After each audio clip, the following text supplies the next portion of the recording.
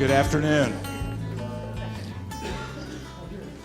I am not Monica Rice. I'm her stand-in for today. Monica should be at the airport in Chicago working her way back home. I sent her away for a few days to a conference so she could do some learning about alumni engagement, and especially young alumni engagement. So I'm going to stand in for her. Today we are going to welcome Dr. Tom Hurst to share about my history with race and racism. Tom is surely a familiar face to all of us, and he has held a variety of roles at McPherson College in nearly the last 10 years. Currently, he teaches as an adjunct instructor for McPherson College, and his topic is very timely.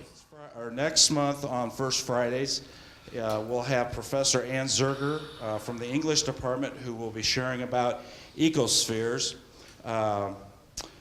You may have seen the article in local papers about her large-scale art pieces and the installs on the prairie. She will be sharing about those projects and retires at the end of this year.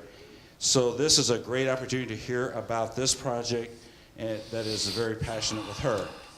And now we have Dr. Tom Hurst. Thank you. As I look at myself and see that I'm all dressed up, I have to assume that this is a very esteemed audience out here because I don't do this very often.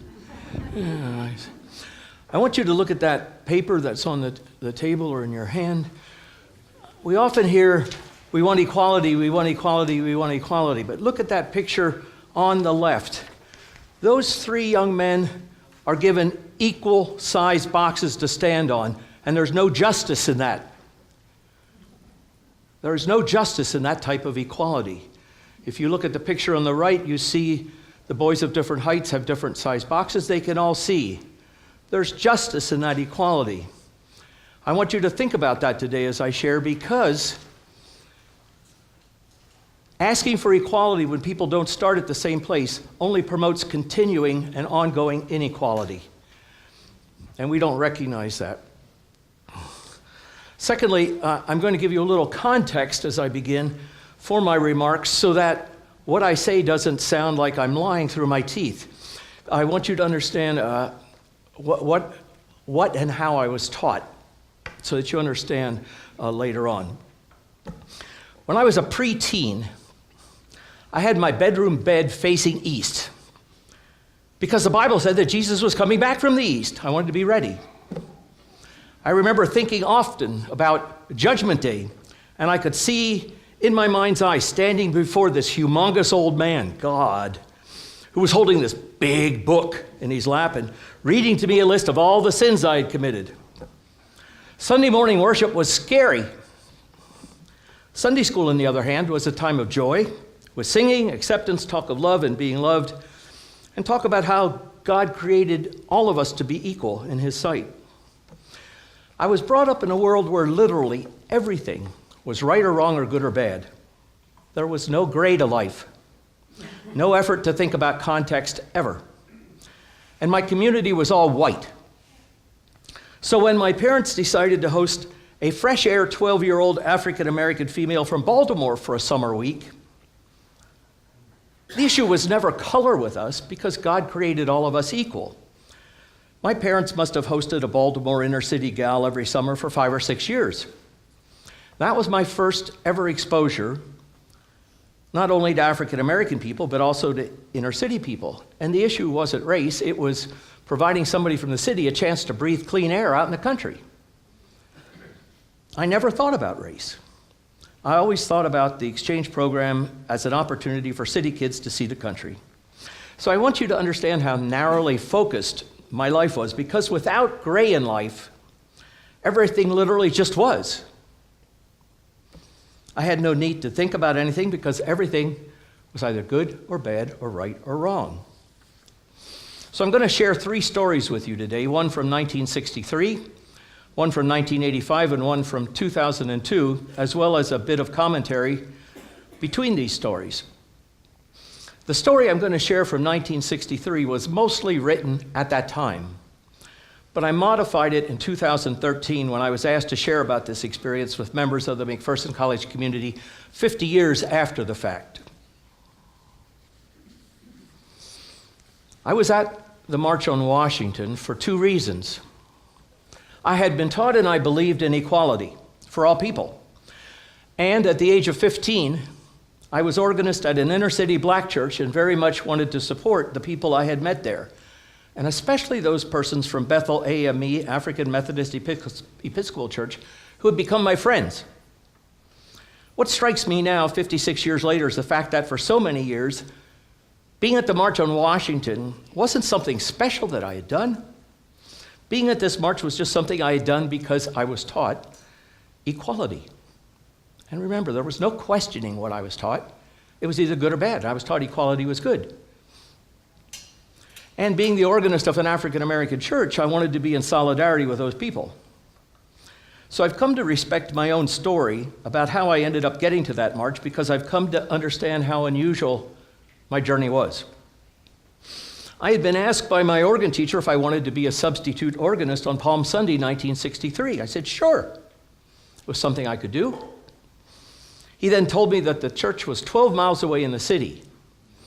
Now, to my family, 12 miles away and in the city was in the city. I mean, that was a big deal. But I said, sure. Then he told me, he said, it's an African American church. I don't remember thinking one way or the other about it. I could play organ, and so I could do it. But as I sit here all these years later, I found it hard to believe that I really don't remember thinking about race at all. It wasn't about race or the city or rhythm. And when my dad said he'd drive me, because I was only 15 years old, that was simply an opportunity for me to share my organ playing gifts. Anyway, from that one Sunday came the opportunity to play organ regularly at that church. I would play my white organ music. The choir would sing their black rhythm music accompanied by their pianist. I tried to follow the bulletin, but the bulletin was really only an outline, not a full reality of the actual service at all.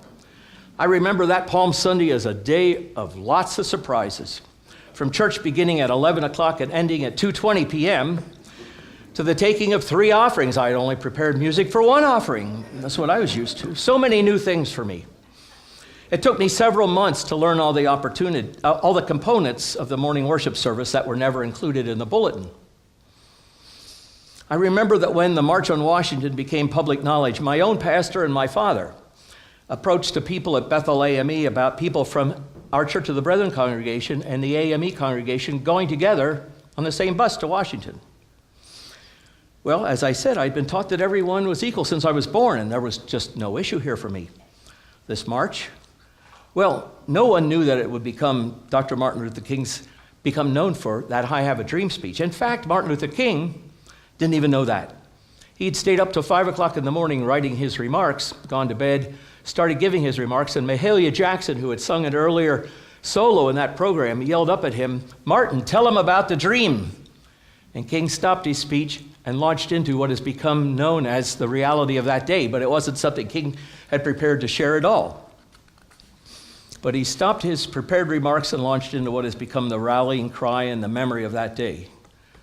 Kind of incredible. So 7 members of my congregation and 47 members of the Bethel AME congregation went to Washington in the same bus. I sat with Barb, a member of the Bethel congregation, never once wondering what any members of my church or the Bethel church might have thought about that. All I thought was Barb was cute. I wanted to sit with her, so I did. No one knew how many people were going to come to Washington that day, but everyone across the country and in the march itself was blown away by the 250,000 people who did come. While the FBI, the military, the police, and most government officials believed that the likelihood of violence was very real, a spirit of nonviolence permeated not only the overall march, but how individuals treated one another that day. I mean, it really was Sardine City as people were pressed in together and politeness was called for and given. I remember walking forever. It was August 28. I remember all the smiles. Everybody was happy. No one had expected so many people. Some buses had to park very far away from the gathering. There were no cell phones or water bottles in those days. It was hot, very hot. Bathrooms, oh, you just held it. I remember the marching and the singing, that incredible sound of 250,000 people singing, "We Shall Overcome." The feeling that I was glad that I was there with my body and my spirit to support the effort of that day. I I remember the absolute electricity in the air leading up to King's time to speak, and the absolute current of electricity that went through the crowd when he began to speak, and then the intensity of the roar when King began talking and sharing, "I have a dream." There really are no words to describe that sound and my feelings. Sometimes you see pictures of that march showing a blind white man being led along the march. That man was a member of the church where I played organ, an African-American church, but he was a member. He had come on our bus that day. Truly, it was only decades later, that I began to think, my gosh, how truly strange and remarkable it was to have me, a rhythmless 15-year-old white boy, playing organ at an inner-city black church in the early 60s. In cities including Lancaster, there were riots, burnings, violence. I just never thought about any of that at the time. And I've come to a deeper understanding of what I didn't know. I really did not then, and only partially do now, have any idea at all about what inner city life is like for black people. But we don't need to know everything to do what's right. And I have to admit, it's only been in the last few years that I began to think about this part of my life from what may have been the congregation's point of view. I mean, really, how did individuals in this congregation feel and react inside themselves to this 15-year-old white boy sitting in the front of their church playing organ? Was I a statement, a symbol from them to the world? Were there individuals who may have stopped coming to church because I was there? Why did it end up being okay for me to be in that church as their Sunday morning organist at that time in history? Memories? Oh, yeah. I got to know Abe Polite. Abe was a 91-year-old Bethel church member. Now, you take 91 years from 1963, and you realize that Abe was born in 1872, and that his parents were born as, and were for many years, legal slaves. History's both created very fast and lingers very long. I mean, here I'm sitting in 2019 with you, having known a black man whose parents were born legal slaves before the Civil War began. And what an incredible human being Abe was. And for me, what an incredible span of U.S. history I've been able to touch. I imagine that for those looking in from the outside, there was meaning and symbolism and possibly even some practical mental challenges in asking me to be and knowing that I was the organist for an inner city black congregation in the early 60s. I played organ at this church for 2 full years. And I don't remember ever at the time thinking about how unusual or incredible or possibly valuable in race education to those who knew about it and observed this fact was. And nobody ever talked to me about it. This march was, at the time, the largest, most significant march in Washington, D.C. history. The March on Washington, though, as opposed to a later march which was larger, you might remember the November 1969 march. It was the anti-Vietnam march, had 500,000 people. And then the day after Trump was elected, there was 1 million women and some men in Washington, D.C. So this now becomes the 3rd largest march in history. It was a very proactive day. Individually, the day meant 250,000 different things and much more when each participant returned home and tried to share their experience of the day. As a gathered group, however, with no instances of violence reported, the country was stunned. 250,000 people singing "We Shall Overcome" led to civil rights laws, and it is those laws which guided and still guide the common behavior expected of all of us toward one another of different races. And out of that expected and required behavior, not fully, but to the extent that we can elect an African-American president, out of that required legal behavior change came change in thought and law and attitude that's moved us quite some distance toward the fulfillment of Martin Luther King's dream. So I'm glad I was there. I'm glad I was part of that day because that day changed America. That day likely changed me also by strengthening my belief that all of us are human beings deserving of respect and love. 56 years of my life have gone by since that march. And I pray every day that I continue to live out my beliefs that we are all God's uniquely created gifts to one another. Well, between that story and 1985, the next story, I was assistant director of the Philadelphia Regional Introduction for Minorities to Engineering in Philadelphia.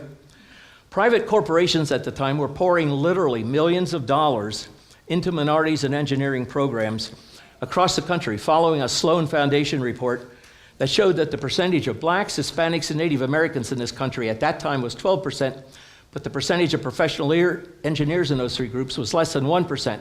Sloan Foundation and corporate America decided to change that.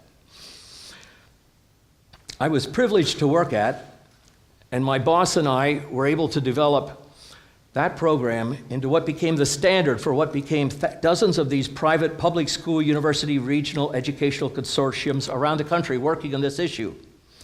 Most of the public school teachers I worked with were minority. Most of the top levels of corporate America that I worked with were minority executives. Most of the university people and community groups and government people I worked with were minority people. I worked for this organization for 7.5 years, and it was a heady time for me as a young man. I was forced, working with top corporate executives and with university presidents and deans, as well as in 36 inner-city Philadelphia and Camden, New Jersey schools, I was forced to begin to understand that there really is a lot of gray in life, something I'd never been taught as a kid. This was new, being confronted by people in different contexts and people of a higher, much higher, lower and higher socioeconomic status, to start looking at life with gray in it. I next then worked at the University of the Arts in Philadelphia in student services, directing a state-funded program that was primarily for minority students. My staff were initially 3 African-American females. I kept many of them as friends long after I left there. And I just want you to imagine what it would be like if you were a white person taking a job at a university that used to be the highest ranking minority position there. Now you as a white are hired for that. Your staff are 3 minority females, you're male, or vice versa if you want to. 2 of those ladies had applied for the job you were hired for. One of them had been asked by the man who ended up hiring you to apply for the job, what would your first morning staff meeting be like? Just think about that. Okay, 1985 provided me with another opportunity to reach out, to risk on behalf of African Americans. This letter to my father was printed as a letter to the editor in Messenger and in Manchester University's alumni newspaper. And nothing I could have done before this event or after this event had an impact on my University of the Arts minority staff than participating in this activity, because my staff saw that I acted upon my values, and our relationships were forever changed by that fact. I want to note that Roger was also involved in the part of this, in this story that I'm going to share now. This is a letter to my father, 1985. Dear Dad, and some of this will be a repeat of what you just heard, but it's in the context of the letter. I want to share it. I never really thought about whether or not I had been brought up in a home mostly free of racial prejudice. That is, until recently. There were no blacks in our community, my school, my church. I never really thought about black people at all. I remember that in April 1963, when my organ teacher told me that he had a one-shot opportunity for me to play organ at a Sunday morning service at a church in Lancaster, you told me it was my decision to play or not. I don't remember how I felt on the way to the Bethel African Methodist Episcopal Church that Sunday morning. I do remember a 3.5-hour service, lots of handshaking, people being very friendly to us. I loved the music, and even though I was unable to provide the rhythm the singing demanded, I did the best I could. I didn't even think once. A month later, when I was asked to be their organist on a regular basis, there was no thought at the time, or for years to come, about this interaction in any way other than I had been asked to do something I could do, play organ, and I accepted. I guess I was really naive. Brethren boys from Lancaster County tend to grow up that way. I remember how excited I was in August '63 on the way to Washington for the Civil Rights March in Washington. I'm glad that you suggested we go. I remember feeling good that our Brethren pastor and several members from our Brethren church were sharing a bus with the AME parishioners.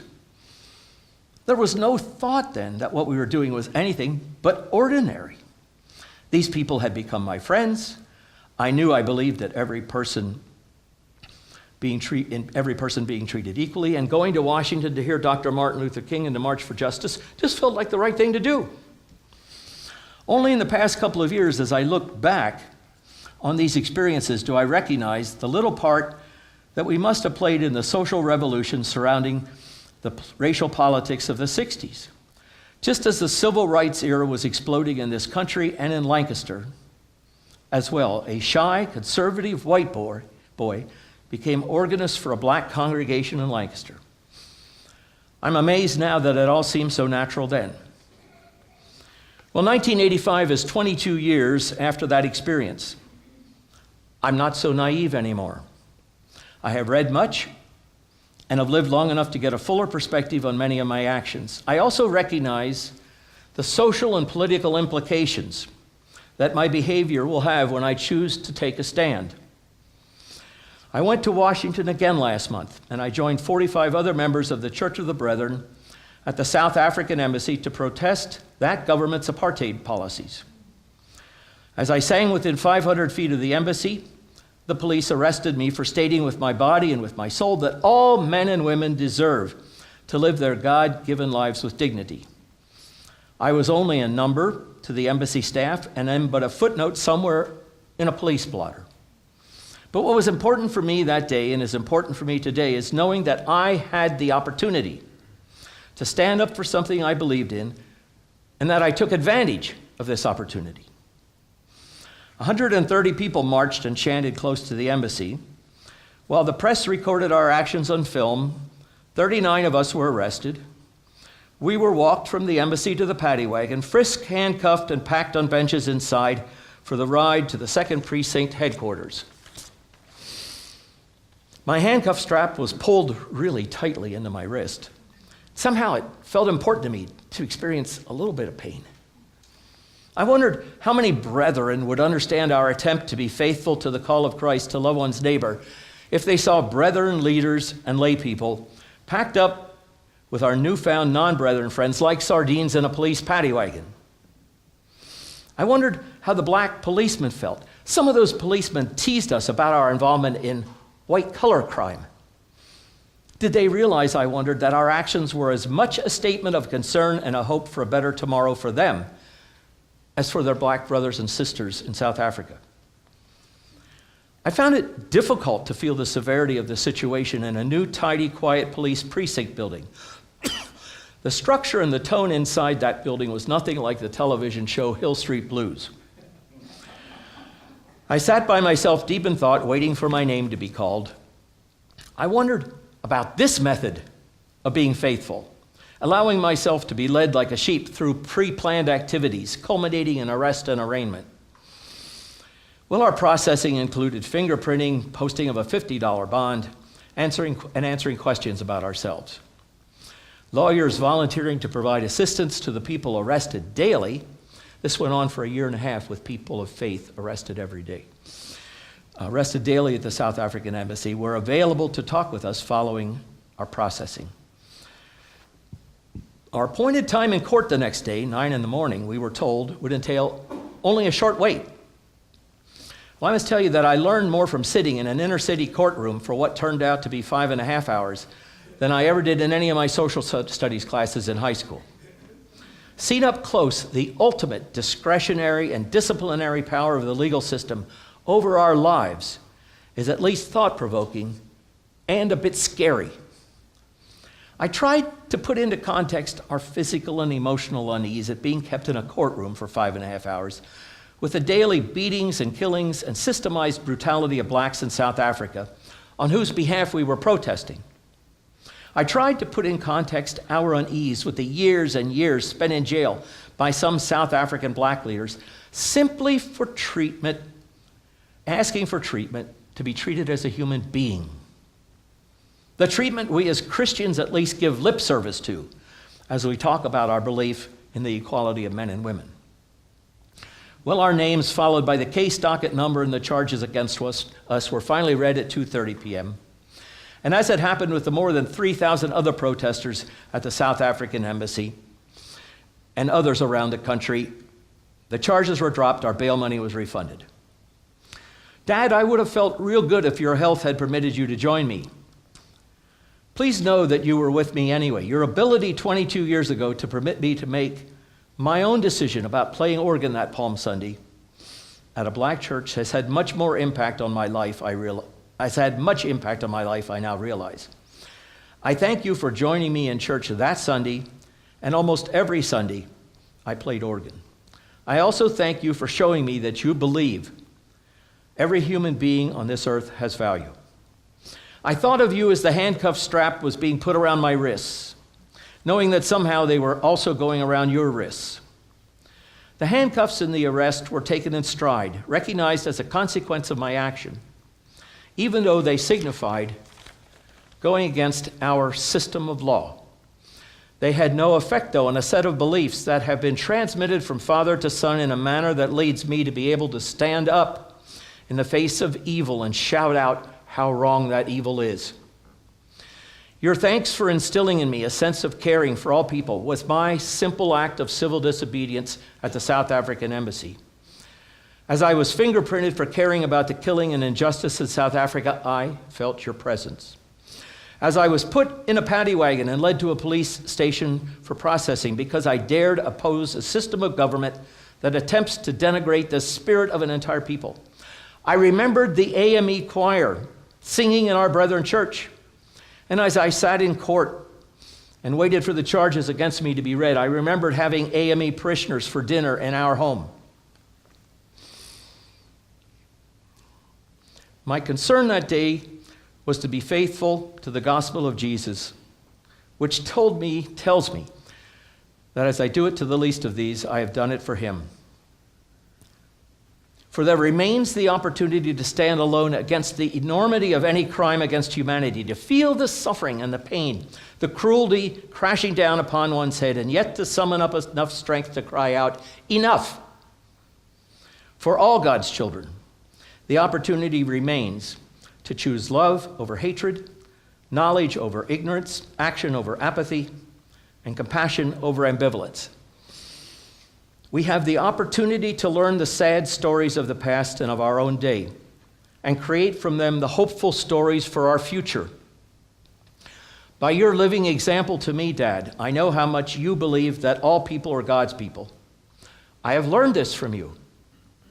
My two sons were with me in Washington. I sincerely hope that even at their tender age, they see, through my act of civil disobedience, that believing in justice means living out that belief day after day after day.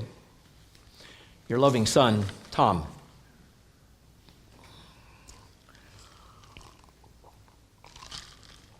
So I'm going to jump now to the year 2002. I was pastor at the Downsville Church of the Brethren, just south of Hagerstown, Maryland. Most of the members of that church were people who should have been born 100 years previously. Most of them had been born in their homes.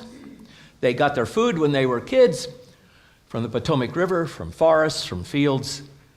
Very simple, conservative Christian people. On one Tuesday evening during that pastorate, I received a phone call that rattled my belief system. And I chose to share with the congregation the following Sunday what I'm about to share with you. Now, I've made a few changes to this to update the story. But the essence of what you will hear is what was shared that Sunday morning, and what I share 3 times a year with my ethic classes, something that I hope makes them think. I used to know inside myself what I thought about peacemaking and loving one's neighbors, and about loving one's enemies. I was really sure how I felt. And while I recognize and believe that change is a fact of life, I was also confident that I would never change my mind about how I understood the Bible told me to practice love at all times. Oh, I'm aware that each of us choose all of our own behaviors and reactions to the world around us and how this world and the people in it behave toward and treat us. I know that people who are intending to harm others can be changed by our behavior. For instance, if you are a woman and you find a man in your bedroom at 2 a.m, what's that man expecting from a reaction from you? He's expecting fear and anger. And if you do not give that man fear and anger, but you say, oh, something like this, oh, I thought I had locked all the doors tonight. Did you find one open? That unexpected non-anger, non-violent response will, in 4 out of 10 cases, so disarm that person that the woman will not be harmed. Now, that's still 60% of the women will be harmed, but it does show that our behavior can change how others are going to act. So I learned well what I was taught in Sunday school as a child. I've taught myself, at least intellectually, new ways to respond to fear and danger. But I'm becoming convinced that my understanding of what I used to think loving one's enemies meant was a bit immature and distorted. For instance, remember this happened a year after 9/11. In the aftermath of 9/11, what does it mean to show love? Do we really have any idea how to love the hate out of people who intend us harm? How to show concern and friendship to those who are different from us? Oh, we can be friends with people in our own community who are significantly different in one way or another than we are. I don't know if this still goes on, but when we were living in Westminster, Maryland, that Church of the Brethren allowed the Islamic community to use the lower level of that church for their Friday prayers. So we can be friends with those people who are very different from us. But related to persons who I might end up believing have a distinct enough hate towards me or someone I love that they would harm me or those others. Possibly the most loving thing I can do in that situation is to make certain that they are unable to carry out any harm, even any potential harm. It was 2002. A middle-aged couple were in their home in downtown Martinsburg, West Virginia. Now, Martinsburg is only an hour, a little more, of a ride from Washington, D.C. It's the southeastmost town in West Virginia, far enough away from Hillbilly Alley that it's not really much associated with the larger part of West Virginia you like to think about. But it's not south enough so that all of the lessons of the Civil War have been learned by everybody.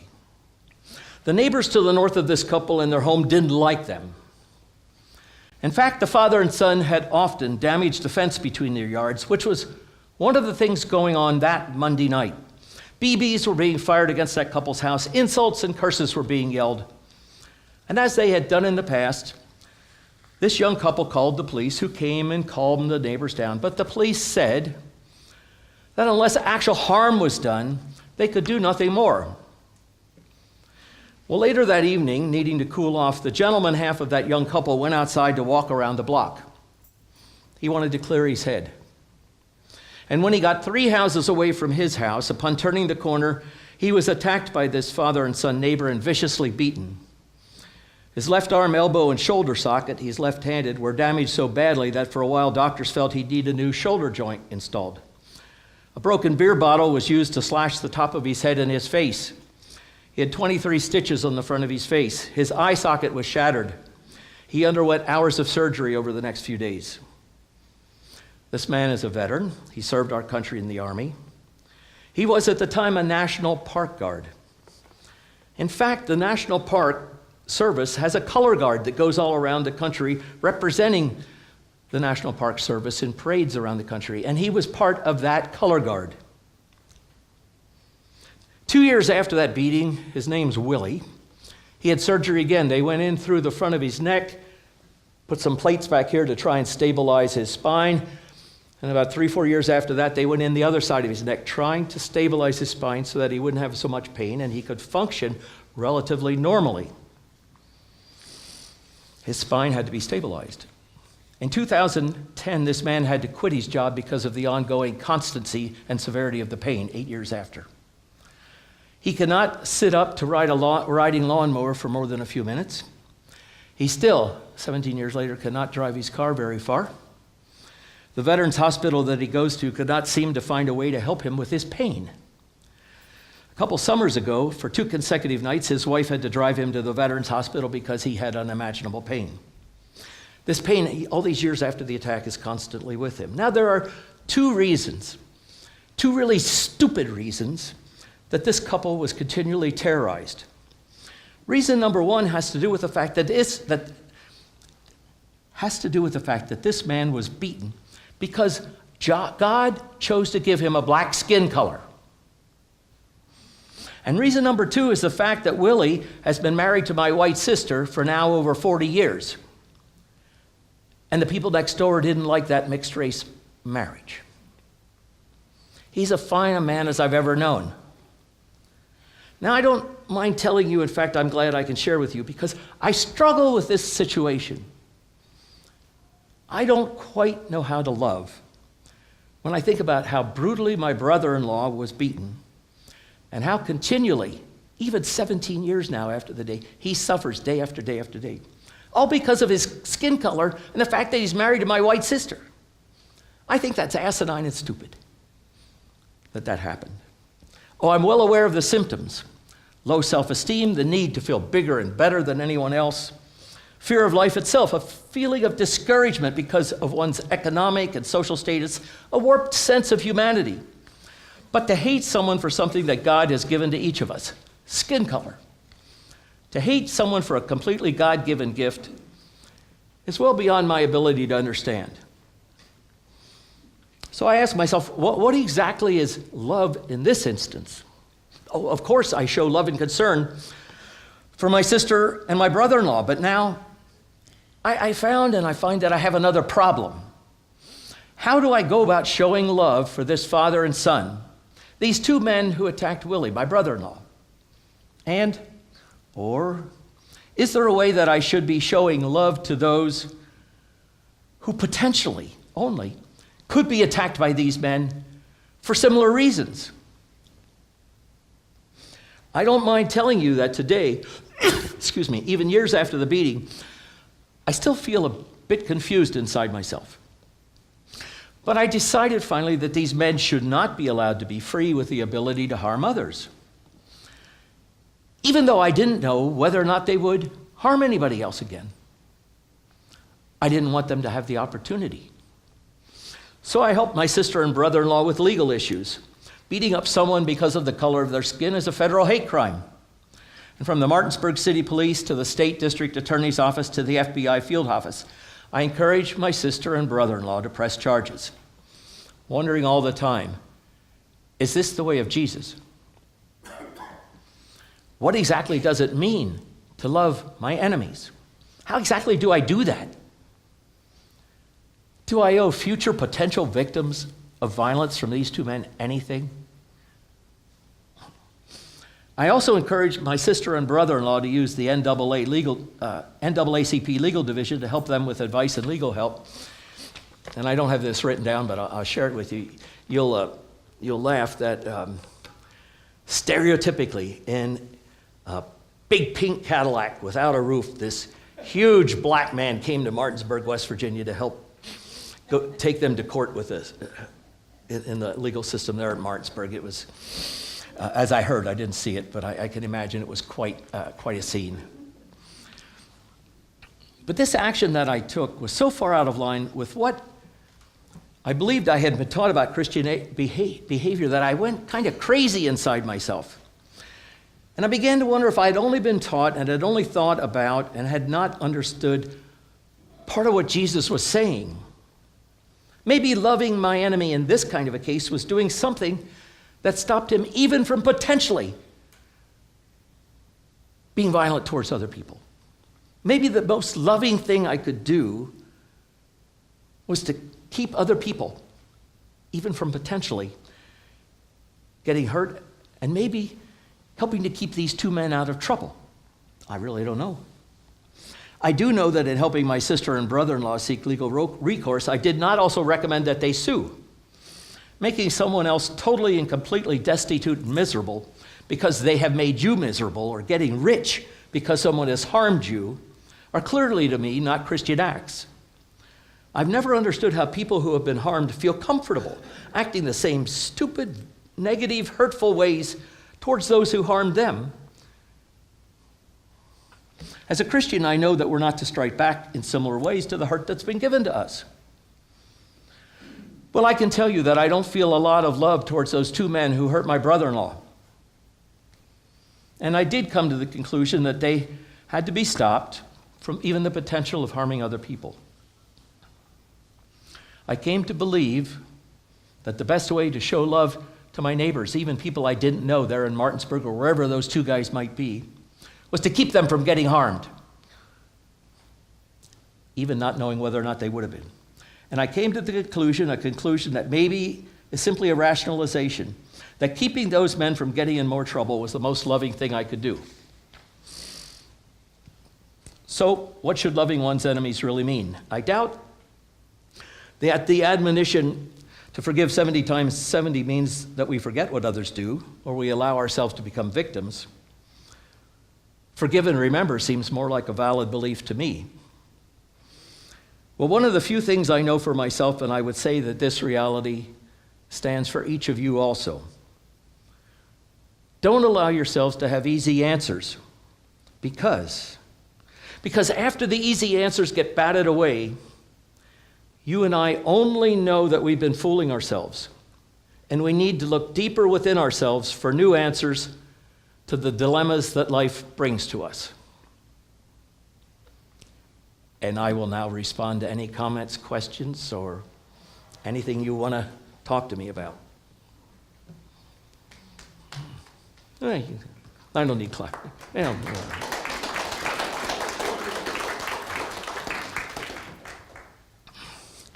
What do you want to talk to me about? I grew up thinking that the world was fair as a kid growing up until I was about 11 years old, between 10 and 11.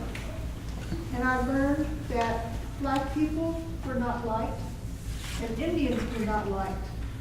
And I wanted to go to town and tell people that Indians didn't have tomahawks anymore. Because one of my close friends that we played with, she was an Indian. And we played cowboys and Indians, and she did not have a tomahawk. So I figured none of the Indians had tomahawks. And anyhow, that's one of the big impressions of my life. And my father said, well, one, he wasn't going to take me to town. And the other was, he told me that treat people the way you would like to be treated, and people will learn from you. And I'm 76, just about, and that has stayed with me all my life, to treat people the way you'd like to be treated. We're taught that, most of us are taught that. Yeah, thank you for sharing. I hope you get the context of this now. In our society and culture right now, we are arguing about whether or not equal opportunity programs should continue to exist because black people have gained so much. But I want you to see that when you do not start in the same place, just giving equal opportunity to people only creates ongoing inequality and injustice. So anyway, what else? Tom, whatever happened to the two individuals that beat up your brother? They spent 7 years in jail, and my sister and brother-in-law moved.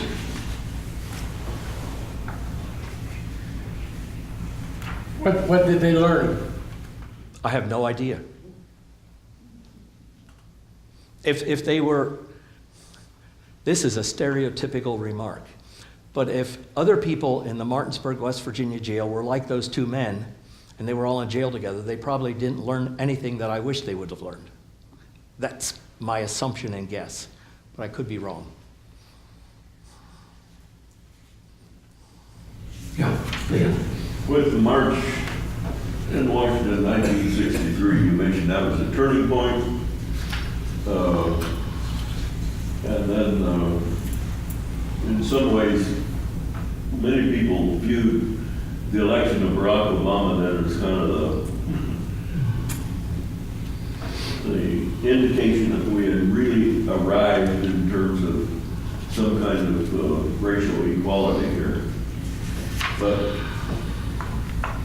realistically, that wasn't so, and it would seem to me as if we're experiencing today in our culture a rise of racism that's every bit as vicious as it ever was. And my question would be, is there anything that we can do about this, other than just sit back and wring our hands? There's always context to everything, and we may recognize some of what's real and some of what's appropriate, and we may not. My personal response to that is, in this country, in a very few years, white people will also be in a minority. We will be under 50%. That reality to a segment of the American population that's white is incredibly scary, and they are acting out of that in ways that are very violent and vicious. And I don't know how you help what's about to happen become okay for that group of people who want to be violent and vicious towards minorities who will soon, outnumber us. I had something else I wanted to say. I don't know. I do think if you could think in your mind, could have we elected an African American president 15 years before that? The answer would have been no. So something happened that was possible. And other things are happening that things are possible. If Nelson Mandela can be in jail 27 years and get out and lead a country without provoking revenge, then somehow we ought to be able to help move this country from a predominantly white to an all-minority country in ways that are nonviolent. And that starts, it seems to me, in the legal system. What else is there as a common cultural baseline to get us to act the same way? It starts with the law. And behaviors are required to be changed. And hopefully, over time, little by little, behaviors are changed. But it has to, I think, start with the law. I'd like to think it started with morality and in our churches, but I don't believe it does. We learn what we're supposed to do and why, but we don't learn how. And so we don't do much with what we're supposed to do, because we don't know how. Ken?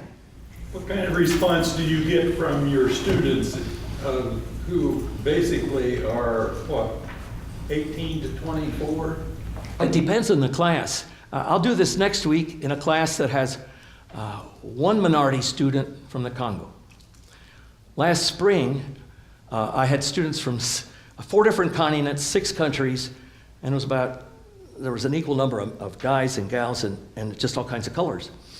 So it depends on the class. It's not a common response.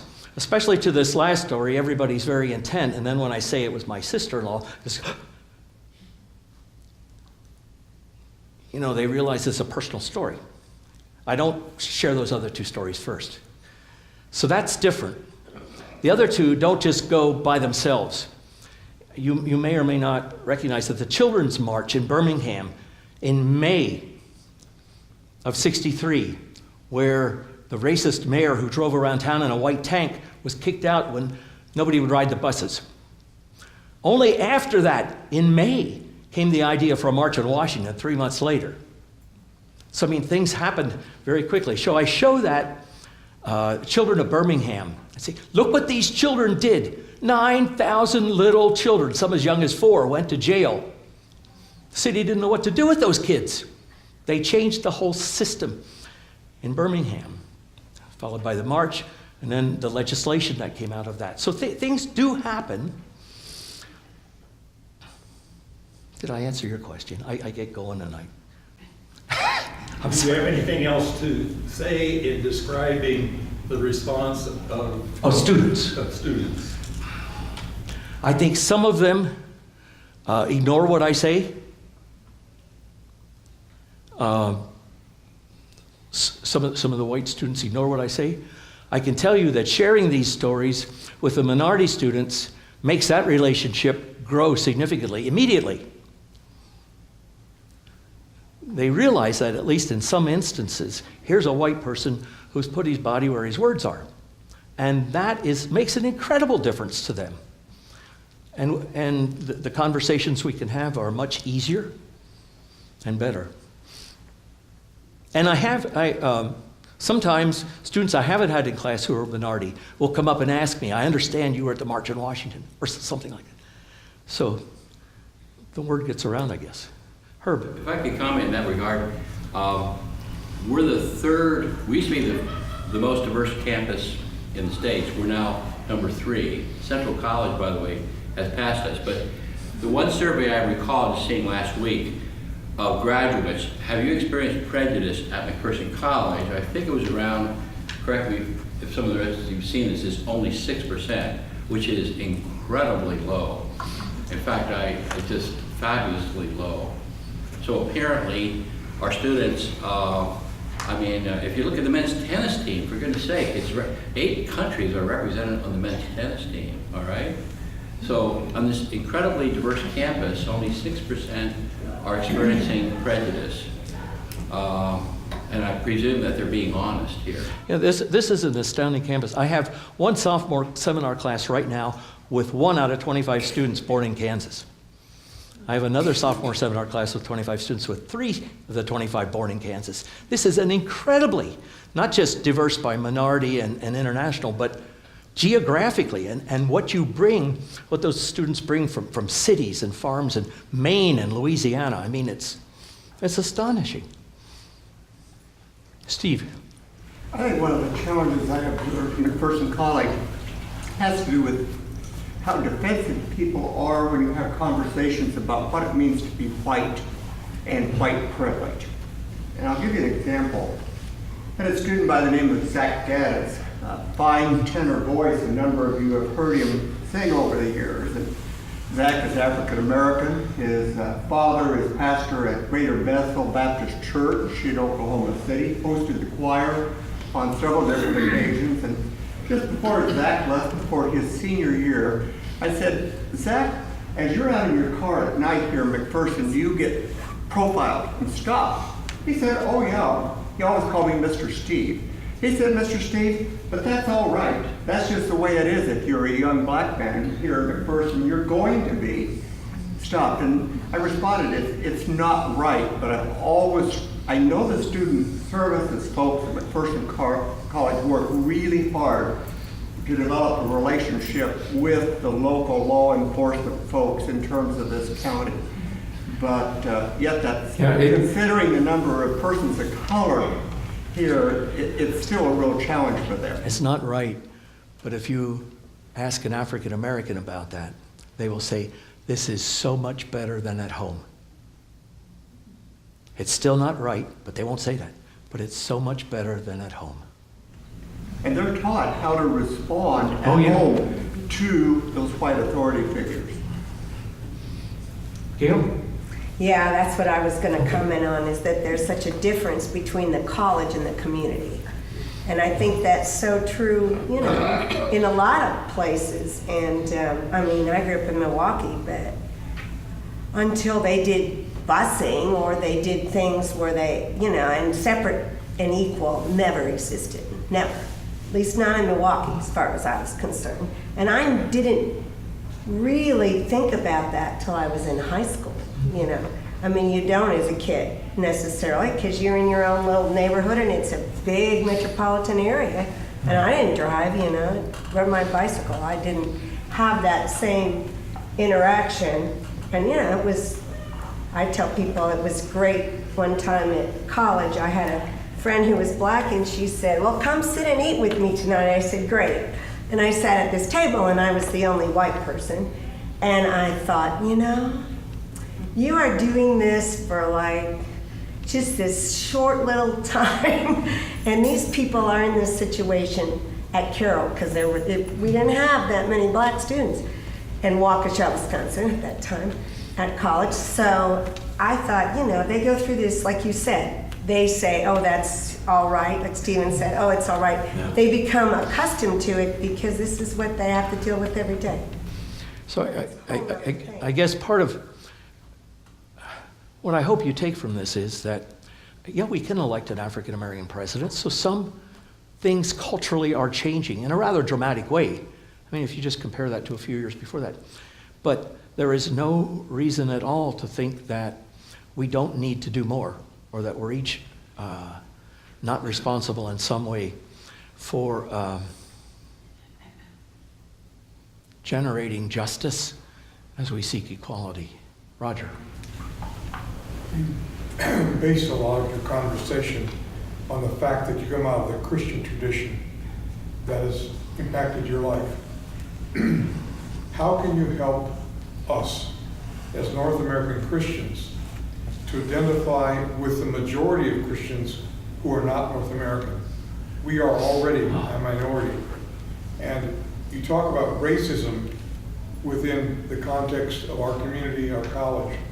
But what about within our church globally? I'm going to kind of respond to that. I can remember talking with international students who were in this country, and they simply did not understand American racism. It wasn't part of their culture. They didn't understand. And so I can have conversations with them.